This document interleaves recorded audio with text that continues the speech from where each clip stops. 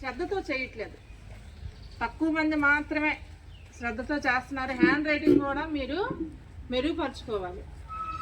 రాసే విధానం అనేది అందంగా ఉన్నప్పుడే ఆ హోంవర్క్ కూడా చూస్తే మాకు కూడా అర్థం అవుతుంది. రాసే రాత అనేది ఎప్పుడు అర్థవంతంగా రాయాలి.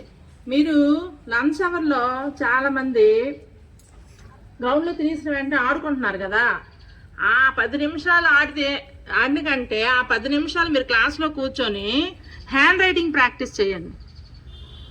ఇంటికి వెళ్ళాక హోంవర్క్ రాసుకుంటారు, కానీ స్కూల్లో కూడా ఆ లంచ్ అవర్లో ఆ 10 నిమిషాలు 15 నిమిషాలు మీరు రాత కోసం వెచ్చిస్తే మీ చేతి రాత అనేది మరి కొంచెం మెరుగవుతుంది.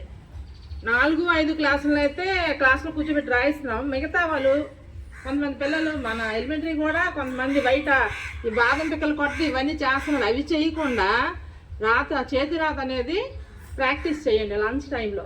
ఇంటికి వెళ్ళాక హోంవర్క్ రాశాక పేరెంట్స్ ఉన్నప్పుడు మీరు చదవండి, గట్టిగా బిగ్గరగా చదవండి. పేరెంట్స్ ఉండేటప్పుడు మీకు స్కూల్లో ఏం చెప్తున్నారు అది ఆ రోజు చెప్పిన లెసను మీ పేరెంట్స్ ముందు మీరు గట్టిగా చదివితే మీరు బాగా నేర్చుకుంటున్నారని పేరెంట్స్కి తెలుస్తుంది.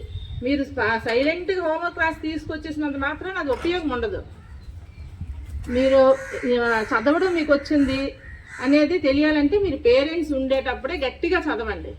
అర్థమైందా? మీరు అలా చదివితేనే నెక్స్ట్ మన స్కూల్కి నెక్స్ట్ ఇయర్ మనకి పిల్లలు అనేది వస్తారు. మీరు బాగా చదువుతున్నారని మీ పేరెంట్స్ మరొకరితో చెప్పడం వల్ల ఆ విధంగా మన రోల్ కూడా పెరుగుతుంది.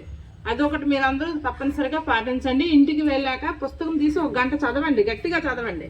పెద్ద పిల్లలైనా ఉన్నాం, గట్టిగా చదవడం అలవాటు చేసుకుంటే మీకు తప్పులు అలాంటివి దొరకకుండా ఉంటాయి. ఓకే.